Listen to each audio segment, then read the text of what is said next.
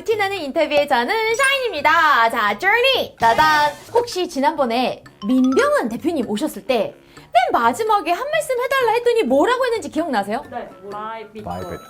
그거 너무 충격적이었지, 그치?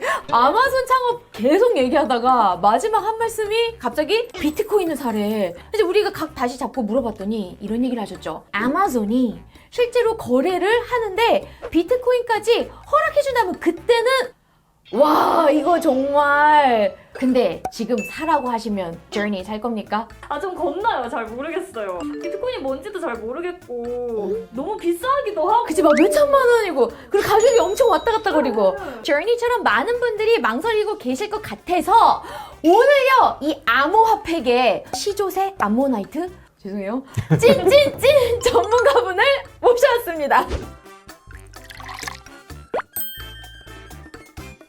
네, 여러분 너무너무나 궁금한 더 알고 싶은 분야 암호화폐 비트코인 지혜의 족보.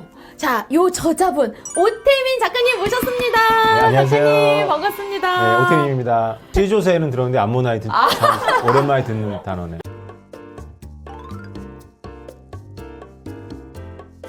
그러면 제가 일단 오프닝이랑 연계해서 이 질문 한번 드려볼게요. 아까 아마존 얘기가 나왔잖아요. 네. 여기서 진짜 만약에 비트코인 도입하면 어떻게 될까요? 난리 나는 거죠. 아, 베리 실버트라고 네. 그 디시즈 그룹의 회장이 있어요. 음. 되게 젊고 돈이 많으신 분인데 그분이 2014년도에 음. 비트코인 발전의 5단계론이라는 걸 주장하셨어요. 네. 5단계의 마지막 단계가 아마존하고 월마트가 채용하는 단계라고 말했어요. 그 분들조차 그걸 방점이라고 딱 그렇죠. 얘기를 했구나. 네. 그래서 이제 아마존만 채택하면 어. 게임이 끝나는 거죠. 아, 그렇게 볼 수도 있겠네요, 정말. 근데 우리 작가님께서 본래 이런 금융 분야 연구하신 거는 아니라고 들었거든요. 네. 이 비트코인 발견하기 직전에는 네. 그 입시학원에서 학생들 논술을 지도했어요. 10년 동안. 이거는 또 무슨 소리죠? 논술이요? 네, 조금 유명했습니다. 제가 죄송합니다. 논술을 안 봐가지고 잘 몰라요. 그러다가 2014년도에 신뢰에 대해서 책을 준비하다가 어? 비트코인 발견한 거죠. 뭐에 대한 책? 신뢰, 트러스트. 아니 잠깐만, 신뢰랑 비트코인이랑 갑자기 무슨 관련이 있어서 이걸 발견하신 거예요? 엄청난 관련이 있죠. 비트코인을 미국의 인문학자들은 트러스트 리스 트러스트라고 불러요. 신뢰 없는 신용이잖아요. 누구를 믿을 필요가 없는 거죠. 그럼 나는 코인만 믿으면 되는 건가? 그렇죠. 우리가 어떤 신뢰를 만들려면 제일 첫 번째 돌은 뭔가를 믿어야 되거든요. 아, 그렇네. 근데 네. 비트코인은 첫 번째 돌이 불신이에요. 아무도 안 믿어도 되는 거죠. 왜냐면 누구를 믿어야 되면 이 사람에 의해서 좌지우지 되고 이 사람한테 이렇게 디펜드하게 되는데 그게 아니라는 개념이에요? 맞습니다. 오, 신기한데? 자, 그리고 이 비트코인이 궁금하면 비트코인 백서? 예. 이거를 꼭 읽어보라고 하는데 이게 몇 장 되지도 않고요. 되게 네. 좀 간단하다고 합니다. 어떤 내용이길래 이렇게 찬사를 받는 거예요? 2008년 어? 10월에 이제 어떤 익명의 사람이 충격적인 글을 올렸어요. 네. 그게 바로 이 백서거든요. 지금도 그거 이상 쓸 수 없을 것 같은 비트코인의 원리에 대한 설명이 쭉 나옵니다. 네. 굉장히 짧고 명징해요. 군더더기가 하나도 없습니다. 근데 가장 중요한 건 이중 지불이에요. 더블 스펜딩. 이중 지불 이해가 안 가요. 그렇죠. 네. 컴퓨터에 음원이 있다고 오케이. 제가 달라고 그러면 저한테 보내주셨단 말이죠. 고맙게도. 네. 그러면 샤이니님 그 컴퓨터에 그 음원이 있나요 없나요? 있어요. 그걸 이중 지불이라고 합니다. 아, 나도 있고 보내는 그렇죠. 사람도 갖고 있고. 그 만약에 돈이라면 저한테 보내지만 원본이 남아 있잖아요. 그렇죠. 여러 명한테 보낼 수 있죠. 네. 돈은 내가 주면 안 남아야 되잖아요. 그렇죠. 여러 명한테 보낼 수 있으니까 돈이 될 수가 없잖아요. 네. 그거를 못 풀고 있었어요. 30년 동안이나. 근데 사토시 나카모토라는 분이 그거를 푸는 논문을 쓴 거죠. 처음에는 이제 데이터 양이 얼마 없는 화폐적인 거에 쓰겠지만 여기에 이제 그림을 담아라든가 음악을 담는다든가 하면 주면 나한테 없는 거예요.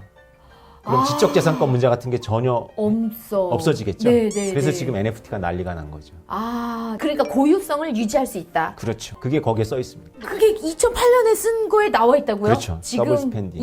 우리는 이제야 조금씩 난리 좀 그렇죠. 할까 말까 하고 예, 있는데. 예. 와. 그래서 이거를 이해하면 난리 칠 수밖에 없어요. 잠을 못 자죠. 저는 2014년도에 이거를 보고 잠을 못 잤어요. 2달 동안. 저도 사실 코인을 조금은 갖고 있어요, 작가님. 그래서 아니 은행을 거치지 않고도 바로 쑥 가는 거예요, 이 금액들이. 네. 아, 이게 진짜 탈중앙화인 것 같다라는 생각을 했거든요. 근데 탈중앙화가 코인 시장에서 그렇게 중요한 개념인가요? 엄청 중요하죠. 기본적으로 비트코인이 지금 도전하고 있는 게 화폐잖아요. 달러나 위안나 원화에 도전하고 있잖아요. 이거를 가만 놔둘 수가 없죠, 정부들이. 싫어할 것 같아요. 네. 그렇죠. 막을 수 있었다면 진작에 막았을 겁니다. 못 막기 때문에 놔두고 있는 거거든요. 못 막게 하는 그 속성이 바로 탈중앙화예요. 이중지불 말고 또 그것만큼 중요한 개념이 검열 저항성인데 정부 같은 이렇게 무시무시한 조직이 이거를 검열하고 이렇게 막을 수 있느냐라는 질문에 대해서 답을 해야 되는 거잖아요. 그럼 그 논문에는 이 검열 저항성에 대한 원리가 나오죠. 왜 못 막는지 수학적으로 마지막 부분에 증명이 되어 있어요. 이래서 못 막는다, 해킹이 안 된다. 그래서 탈중화가 되게 중요한 개념이구나, 코인과 관련해서. 그렇죠. 그 사토시 나카모토라는 분이 누군지는 모르는 거예요. 모르죠. 그런데 네. 이게 기술이라는 게 갑자기 하늘에서 떨어진 건 아니거든요. 네. 그동안 부분적인 기술들이 계속 있어 왔어요. 그리고 부분적인 기술들을 만든 과학자들은 이름을 우리가 다 알고 있거든요. 네. 그 중에 한 분일 거라고 추론을 하고 있고 죽었을 거라고 추론하고 있죠. 죽었다. 어머나. 왜 그러냐면 지금도 전 세계에는 10여 명의 내가 사토시 나카모토라고 이렇게 주장하는 분들이 계세요. 어머나. 그런데 옛날에는 누가 사토시 나카모토라고 나오면 사토시 나카모토가 그 사람 아니다라고 밝혔거든요. 근데 2014년 이후부터는 그런 활동을 못 하세요. 아, 그러니까. 다른 사람들이 설치는데도. 근데 나중에 내가 사토시 나카모토도 나 죽지 않았어 이러면서 등장하거나 또는 이거를 개발한 사람들이 야, 우리가 그냥 장난했던 거였어. 너네 이제 이거 못 써. 막 이럴 수가 있잖아. 진짜 말 그대로 휴지줄가. 그게 힘들어요. 왜 불가능해요? 그러니까 비트코인은 사토시 나카모토가 만들었잖아요. 하지만 사토시 나카모토하고 무관하게 지금 존재하고 있는 거예요. 우리는 이제 뭐라고 얘기를 하냐면 비트코인은 이제 언인벤트 될 수 없다라고 말하거든요. 이게 신조어인데 인벤트 됐잖아요. 발명했잖아요. 근데 이걸 언인벤트 할 수 없다라는 거예요. 이미 발명됐기 때문에 이건 지식이거든요. 우리 머릿속에서 지식을 없앨 수가 없잖아요. 존재하는 거예요. 사토시 나카모토가 나타나서 이분을 CIA나 FBI가 그렇게 구속해가지고 고문을 하더라도 비트코인은 없어지지 않아요. 그 기능 자체는 손을 댈 수 없다. 네. 예를 들어서 지금 메타로 바뀐 페이스북이 페이스북 크레딧이라는 거를 실험을 했어요. 그 페이스북이 워낙에 전 세계 20억 명이 사용하니까 그렇지. 20억 명이 쓰는 돈을 만들려고 했던 거죠. 아, 어머, 네네. 페이스북 크레딧 쓰라고 해서 막 홍보도 했는데 어느 날 사라졌어요. 이 프로젝트가 조용히. 미국 재무부에서 저커버크를 방문한 거예요. 하지 마라. 제가 드리고 싶은 말씀의 포인트는 바로 뭐냐면 미국 정부는 페이스북을 무서워하지 않아요. 왜냐하면 공격 지점이 있으니까. 근데 비트코인에는 그런 존재가 없어요. 그러고 보니까 없는 것 같아. 네, 없어요. 맞네. 그래서 무서운 거예요. 근데 비트코인은 채굴량이 정해져 있다라는 얘기를 제가 들었거든요. 그러면 독점하거나 가격을 쥐락펴락 할 수 있는 거 아니에요? 사토시 나카모토 이분이 100만 개 이상 갖고 계시거든요. 사토시 나카모토가 마음만 먹으면 쥐락펴락 할 수 있을 것 같은데요. 그런데 일단 본인이 사라졌고 그 100만 개는 이렇게 잠금되어 있는 거거든요. 그런데 그런 비슷한 코인이 한 500만 개 정도 잠금되어 있어요. 500만 개나? 지금 1900만 개 정도가 발행이 됐는데 이제 500만 개 이상이 꿈쩍도 안 해요, 지갑에서. 이 소유자들이 사토시 나카모토처럼 사라진 건지 아니면 나중에 팔려고 대기하는 건지를 몰라요. 그런데 2013년도에 비트코인 모르셨죠? 몰랐죠. 2013년도에 이미 1000만 개가 발행돼 버렸어요. 네. 이미 사람들이 이렇게 넋을 놓고 있을 때 네. 상당수가 발행돼서 그렇네. 흩어져 있어요. 그렇네. 그러니까 말씀하신 대로 어떤 기관이나 정부가 지금부터 비트코인을 모아봐야 일부만 모을 수 있는 거예요. 이미 상당 부분이 이미 발행돼서 풀렸다. 흩어져 있어요. 모으기가 어렵다. 그리고 그렇게 모으는 거를 이제 저 같은 비트코이너들이 좋아하죠. 왜냐하면 그러면 가격이 엄청 올라갈 거 아니에요. 한계가 있으니까. 네. 이미 뿌려지는 걸 내가 이제 모으기만 하면 되는 거니까. 그러니까 비트코인을 정부나 금융기관이 자기네들한테 도전한다고 생각하고 경각심을 가졌을 때는 이미 많은 것들이 끝나 있었던 거예요. 너무 늦게 발견한 거죠.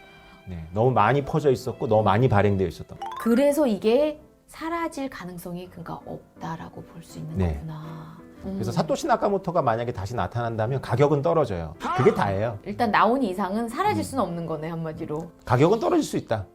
그게 무서운데. 근데 저는 좀 이분의 이름을 들었을 때 약간 비트코인에 대해서 의심했거든요. 워렌 버핏, 찰리 먼거, 이거 사기다, 뭐 disgusting, 역겹다라고까지 표현을 했단 말이에요. 네. I think the whole damn development is disgusting and contrary to the interests of civilization. 이분들은 비트코인을 단지 이렇게 무시하는 게 아니고요. 혐오하는 거거든요.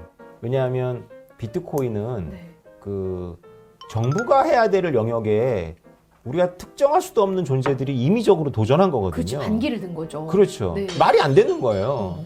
경제학을 전공하셨거나 이게 통화 관련해 가지고 이제 기관에 계신 분들은 비트코인이 첫 번째로 기분 나쁜 이유가 코인이라는 단어를 썼기 때문이에요. 아. 화폐라는 거는 자고로 모든 사람이 인정을 했거나 금처럼 아니면 정부가 인정을 해주고 법률로 보장을 해줘야 된다고 생각하는데 이거는 뭐 모두가 인정한 것도 아니고 정부도 없고 자기네들끼리 화폐라고 쓰니까 불쾌한 거죠. 사실은 경제학자들이 일반인들한테 말하지 않는 진실이 하나 있어요. 이상적인 화폐는 불가능합니다.